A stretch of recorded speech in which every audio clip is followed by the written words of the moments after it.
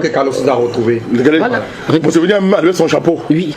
J'ai dit tous les chefs d'État sont debout, font la révérence à Kagame. L'image ici est inacceptable. C'est le patron qui est hanté. Oui. Regardez. Reprends ça. Vous voyez comment l'autre qui a arrive le dernier. Voilà.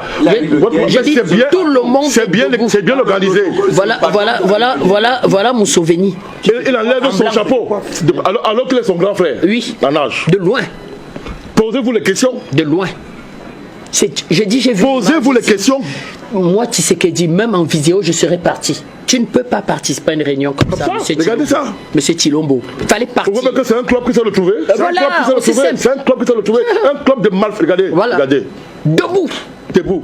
Kagame arrive en dernier, le patron de l'affaire. Le président du Kenya. Qui? C'est un bandit. Oui. C'est celui-là. Je vous dis. Voilà Kagame.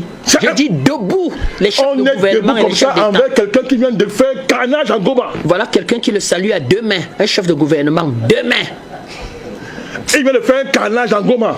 Près de 7000 Africains tués par Kagame. Museveni retire son chapeau. Il n'est pas chef d'État. Moi je veux donc vous dire. Kagame, écoutez-moi bien. Vous vous rappelez Mobutu, non? Mobutu était un agent de la CIA, il avait un matricule, vous vous rappelez, non, Bertrand? Yeah. Il avait un matricule. Tu te rappelles, non, Mobutu? Kagame, écoutez donc bien. Kagame, c'était un haut agent américain. Écoutez, haut agent américain.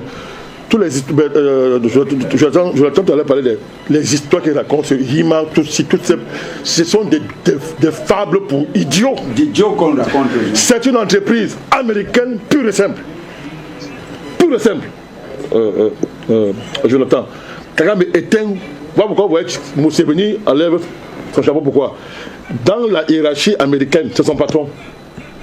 Kagame est un écoutez bien, gros agent de la CIA. Ouais. Bertrand. Ouais. C'est-à-dire bien formé.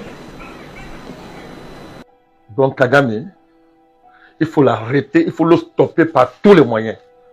Et un quartier ne défie pas un grand État. Vous savez, dans nos quartiers là, quand tu connais que voilà un grand frère, tu le respectes un peu. Tu ne peux pas défier le grand frère.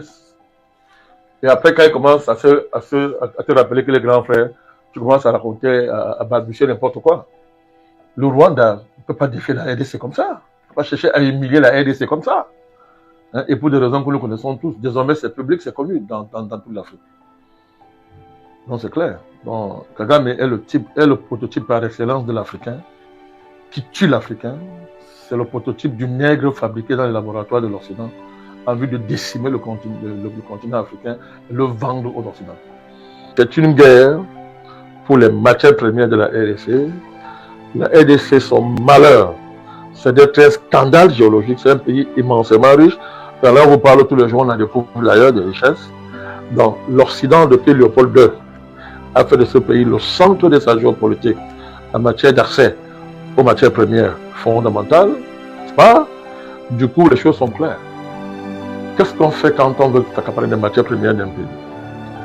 Léopold II l'a pris, n'est-ce pas, avec la politique de la canonnière. Il en a fait sa propriété personnelle. C'est très bien. Donc, à la base, quand on veut les matières premières d'un pays, ce pays n'existe plus, il n'appartient à personne. Première règle. Si tu es trop riche, quand ton sous-sol est riche, c'est ça la charte de l'impérialisme. Quand tu as un sous-sol riche, pour l'Occident, premier principe, ton pays ne t'appartient pas. Donc, c'est leur pays. Ils ne le disent pas. Mais les stratégies qu'ils mettent en œuvre vous démontrent qu'ils doivent prendre ça. Donc, la RDC, à partir du moment où c'était une propriété de Léopold II et qui a légué ça au Parlement belge, la RDC n'est plus depuis ce moment-là la propriété des Congolais. Ah, il faut que nous comprenions. Ce n'est plus leur propriété. Je pense qu'il y a un problème spirituel profond. La manière dont on a traité Lumumba, on a traité ce mouvement national, c'est ça qui explique tout le drame qu'on voit aujourd'hui en RDC. Donc, Lumumba était l'idéal, le concept politique le plus élevé qui correspondait au défi historique, n'est-ce pas, de la RDC. Alors, il ne s'agit pas seulement de l'avoir réhabilité par une grande statue qui trône comme vous allez à Kinshasa. C'est pas ça. C'est pas lui. C'est lui Mais il faut réhabiliter son projet politique. C'est ça qu'il faut réhabiliter. Il faut réhabiliter sa pensée. Il faut développer ça. Le travailler davantage dans les conditions du XXIe siècle. Parce que c'est là où se trouve la réponse, n'est-ce pas, aux défis qui se posent dans ce pays.